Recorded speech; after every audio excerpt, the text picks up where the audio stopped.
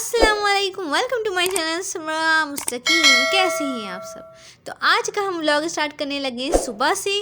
पिज़्ज़े का खाली डब्बा देखिए, आप लोग हैरान मत होइएगा क्योंकि मैंने आप लोगों को बता रखा है जो चीज़ मेरे भाई को पसंद ना हो तो वो चीज़ वो बाहर से ऑर्डर कर लेता है। आप लोग सोचते होंगे ये लोग तो हर बार ही पिज़्ज़ा ऑर्डर करते हैं, कभी बर्गर भी ऑर्डर कर लिया करें।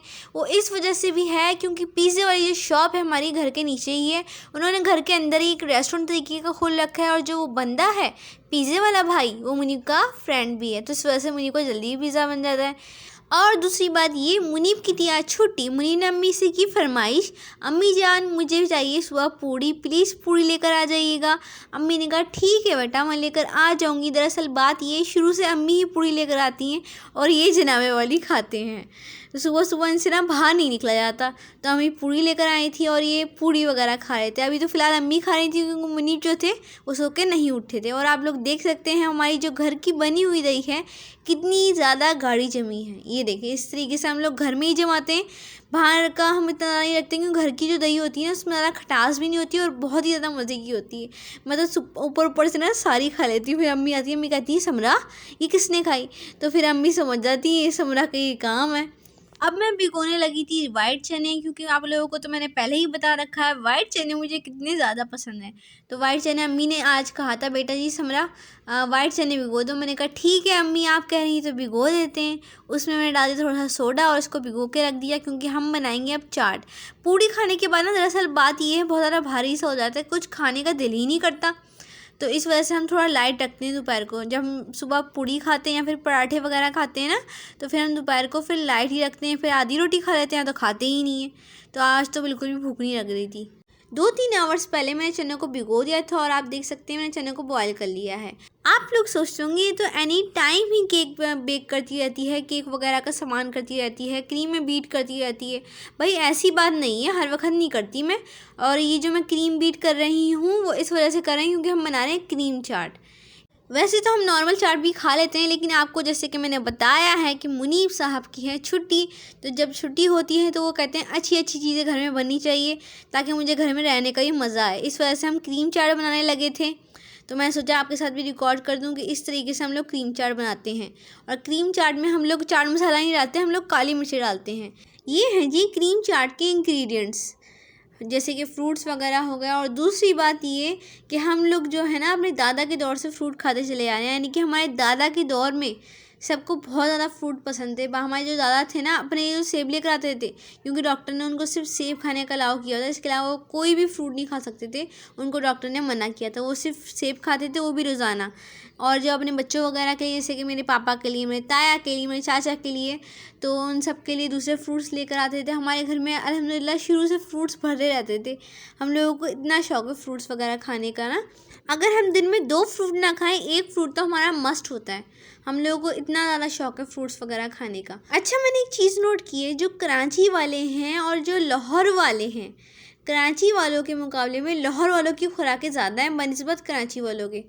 कराची वाले तो ऐसे हैं यानी कि इनकी कोई खुराकें ही नहीं है। वो इस वजह से भी कह रही हूँ, मैंने खुद ही नोट किए ना, मैं लाहौर भी जा चुकी हूँ। मेरी जो ननियाल है वो सारा लाहौर वाला है और ददियाल सारा कराची में, तो इस वजह से मुझे ज़्यादा पता है। और दूसरी बात ये कि आप कराची में इतना रेस्टोरेंट्स वगैरह भी नहीं जितना लाहौर में।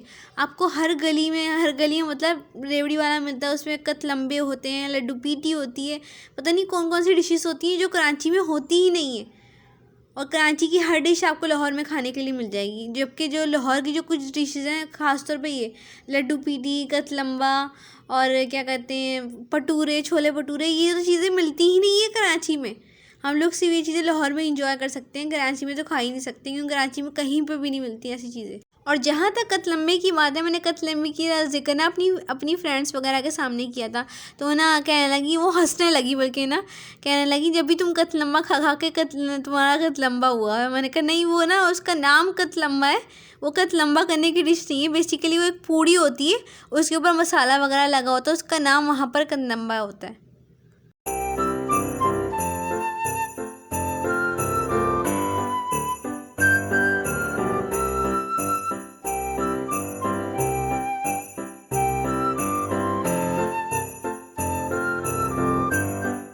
क्रीमी फ्रूट चाट खाने के बाद हम लोगों का दिल चाह रहा था अमलोक वगैरह खाने का, तो हम लोग ये खा रहे हैं। इसको बाज़ लोग अमलोक भी कहते हैं, बाज़ लोग जापानी फल भी कहते हैं, कुछ भी कहते हों, लेकिन इसका टेस्ट भी बहुत मज़े का होता है। मेरे पापा तो बहुत ही ज़्यादा शौक से खाया करते थे। जब भी ये जापानी फल आते थे ना, पापा तो बहुत ज़्यादा लेकर आया करते थे। और फिर ना खाना खाने के बाद कहते हैं इसको खाना खाने के बाद खाना चाहिए ना, खाने को बहुत ज़्यादा जल्दी डाइजेस्ट करता है। इस वजह से ना पापा कहते थे रानी मेरे लिए कट करके लेकर आओ। फिर मम्मी कहती थी जी मुस्तकीम मैं कट करके लेकर आती हूँ, तो मम्मी फिर कट करती थी और पापा फिर मज़े से खाते थे। और यहाँ पर आप लोग बताएं मैं क्या बना रही थी, गैस करें जल्दी से बताएँ। 1 2 3 4 5 अनफॉर्चुनेटली आप लोगों ने गैस किया ही नहीं होगा। आप लोग समझ रहे होंगे कि रोटियां बना रही हूँ, ऐसी बात नहीं है, मैं रोटियां नहीं बना रही। शाम का टाइम है तो बेसिकली इस टाइम तो रोटियां बनती ही नहीं है, तो इस टाइम बना रही थी नमक पारे। और नमक पारे जो है वाइट आटे की बनाती हूँ, मैदे वगैरह की नहीं बनाती। कभी मैदे की बना लेती हूँ, लेकिन आज मैंने कहा इसके बना लेती हूँ। आप लोग ना कभी भी गंदम का आटा यूज़ नहीं कीजिएगा नमक पारों के लिए, इससे आपके नमक पारों में वो टेस्ट नहीं आएगा जो मार्केट जैसे नमक पारे होते हैं उसमें। मैंने एक दफ़ा अम्मी से मंगवाया, मैंने कहा अम्मी आज ना दिल नहीं चाह रहा मेरा नमक पारे बनाने का, आप ना ऐसा करें मार्केट से लेकर आ जाएँ। तो अम्मी बेकरी वगैरह गई, वहाँ से लेकर आ गई। आप यकीन करें अपने हाथ की चीज़ बनाओ, उस चीज़ की आदत पड़ जाती है। मैंने जब वहाँ के खाया और इतने ज़्यादा बासी लग रहे थे और खाने में मज़ा नहीं आ रहा था। आप लोग कहेंगे कितना ज़्यादा छोड़ी, लेकिन आप लोग एक दफ़ा ट्राई करके देखिएगा। मेरे हाथ के तो आप लोग कर ही नहीं सकते। ये तरीके से बना के देखिएगा, आपको बहुत पसंद आएंगे। आपको अपने नमक पारे मार्केट के नमक पारों के आगे कुछ भी नहीं लगेंगे। आप लोगों से ना एक और बात शेयर करना चाहती थी, वो ये थी जब मैं 8th स्टैंडर्ड में थी ना, तो मेरे नाना की ना बहुत ज़्यादा तबीयत ख़राब हो गई थी। हमारे जो नाना है वो लाहौर में रहते थे, तो अम्मी उनके पास जा नहीं सकती थी, तो सबने कहा था रानी मेरी अम्मी का नाम है, ठीक है, तो रानी तुम आ जाओ ना, तुम्हारे अब्बू की बहुत ज़्यादा तबीयत ख़राब है। और उसी दौरान मेरे फाइनल एग्ज़ाम्स भी चल रहे थे, उसको भी हम छोड़ के नहीं जा सकते थे। तो अम्मी ने कहा तुम्हारा जो पूरे साल की मेहनत है वो ज़ाया चली जाएगी। तो इस वजह से सिर्फ अम्मी चली गई थी लाहौर अपनी कज़न के साथ। वो भी ना उनकी भी कराची में शादी हुई है, वो भी लाहौर से शादी होके आई हैं, तो वो भी चली गई थी कि ना मैं भी ऐसे। वो तो सिर्फ अपनी माँ से मिलने के लिए जा रही थी, लेकिन अम्मी जो थी अपनी अब्बू की तबीयत की वजह से जा रही थी। और दूसरी बात ये कि हम कराची में सिर्फ पापा थे, मैं थी और मुनीब था, तो पूरे घर की जिम्मेदारी मेरी थी 8th क्लास में, ठीक है। फिर ना उस दौरान मेरे एग्ज़ाम्स वगैरह भी चले थे। आप यकीन करें मेरे पापा ऐसे थे, मेरे पापा का मैंने बहुत ज़्यादा ख्याल रखा। मैंने दोनों टाइम के खाने वगैरह बनाए, रोटियां बनाई। और ना मैंने उस दौरान ना पापा ने मुझे गोश्त की थाली ला के दी। गोश्त नहीं था वो, बेसिकली चिकन थी। उस टाइम तो मैं छोटी थी ना, मुझे थोड़ी ना अंदाज़ा था कि चिकन क्या है गोश्त क्या है। उसमें ना बेसिकली ना उसमें लेग पीस वगैरह नहीं थे, जो बोटियाँ होती ना वो थी, ठीक है। फिर ना मैंने उसको बना लिया कुकर में। आप यकीन करें जब मैंने कुकर खोल के देखा वो सारी चिकन मेल्ट हो गई हंडिया में। मैं कह रही हूँ ये क्या हो गया।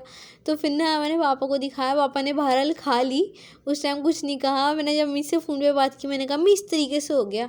मैंने कहा बेवकूफ़ लड़की, चिकन को कभी भी कुकर में नहीं बनाते, वो तो भाप में आ जाती है। मैंने कहा मुझे क्या पता, मैं समझी। पापा ने कहा समझा बेटा आलू गोश्त बनाने का। मैंने कहा ठीक है पापा मैं आलू गोश्त बना लूँगी। तो फिर आलू गोश्त बना तो लिया, लेकिन वो पूरा मेल्ट हो गया। और इसके अलावा पापा जो भी मुझसे बनवाते थे, कढ़ाई बनवाते थे, दालें बनवाते थे, वो मैं अम्मी से फ़ोन करके पूछ लिया करती थी, क्योंकि उस दिन इतना ज़्यादा नेट भी कॉमन नहीं था ना। फिर हमारे घर में वाईफाई भी नहीं था, तो इस वजह से मुझे पता नहीं चलता था। मैं अम्मी से पूछती थी अम्मी किस तरीके से बनाना है, क्या करना है क्या नहीं करना। फिर अम्मी मुझे बता दिया करती थी और मैं हर डिश बना लिया करती थी। और अब यकीन करें मेरे पापा अपने दोस्तों से, अपनी बहनों से यानी कि मेरी फूफियों से, अपने बड़े भाई से यानी कि मेरे ताया से, सबसे इतनी ज़्यादा तारीफ़ें करते थे मेरी कि मेरी बेटी को ये बनाना आ गया, इतनी छोटी उम्र में मेरी बेटी को ये बनाना आ गया, ये बनाना आ गया। इतना ज़्यादा खुश होते थे।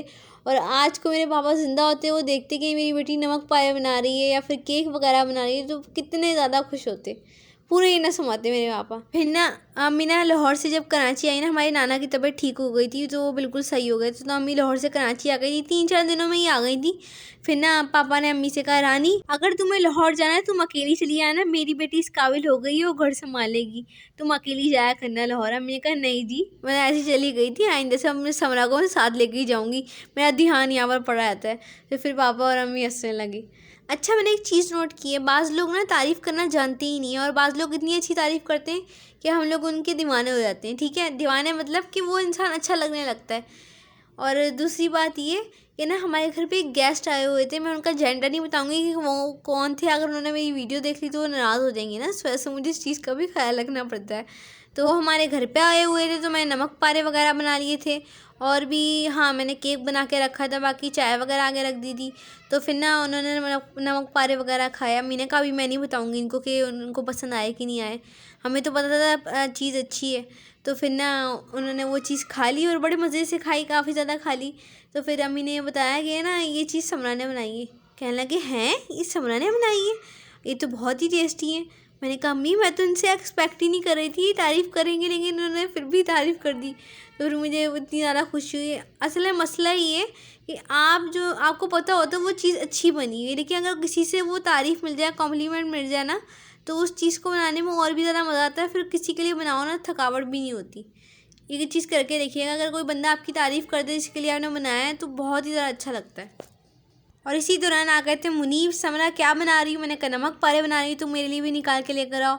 तो ये मुनीब खा रहे हैं नमक पारे। और फिर इनकी फरमाइश थी रात को हम खाएंगे वेजिटेबल पुलाव, तो उसके लिए हम सारी वेजिटेबल्स वगैरह काट रहे थे। भाई की छुट्टी तो होती है, काम ज़्यादा होता है, लेकिन आप यकीन करें जब भाई घर में होते हैं ना, घर में एक रौनक सी लग जाती है। अल्लाह ताला सबके भाइयों को सही सलामत रखे और हमेशा आबाद रखे, आमीन सुमा आमीन। अच्छा मेरी एक बात सुने, इस टाइम वीडियो देख रहे हैं ना आप लोग, उसके थोड़े से नीचे जाएं और नीचे जा रहे हैं ना, तो वहाँ पर एक थम्स अप का निशान है, वहाँ पर ज़रा क्लिक कर दें ज़रा जल्दी से। मैं देख रही हूँ, आप लोगों को जल्दी से क्लिक कर दें। कतलम्बे की रेसिपी और नमक पारे की रेसिपी, पटूरे की रेसिपी सारी ना मेरे चैनल पे, उन सब का जो लिंक है मैं डिस्क्रिप्शन में ऐड कर दूँगी, आप वहाँ से जाकर चेक कर लीजिएगा।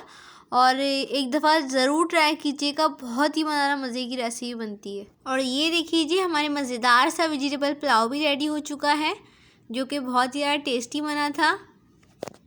और शुक्र है अल्लाह का कि मुनीब को ही पसंद आ गया था, वरना मैंने आपको बताया हुआ है कि मुनीब को बहुत ज़्यादा देर से चीज़ें पसंद आती हैं।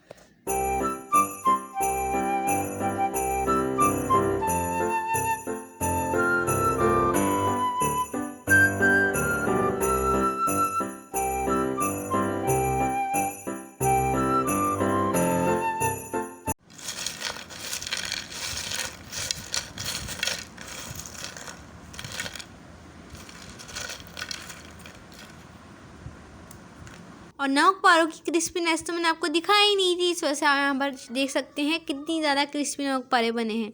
अगर आपको मेरा व्लॉग पसंद आए तो लाइक कर दीजिएगा, शेयर कर दीजिएगा, सब्सक्राइब कर दीजिएगा, बेल आइकन को ज़रूर प्रेस कर दीजिएगा ताकि मेरी हर नई आने वाली वीडियो तक पहुँच सके। वरना बहुत बहुत ख्याल रखिएगा, दुआओं में मुझे याद रखिएगा। अल्लाह हाफिज़।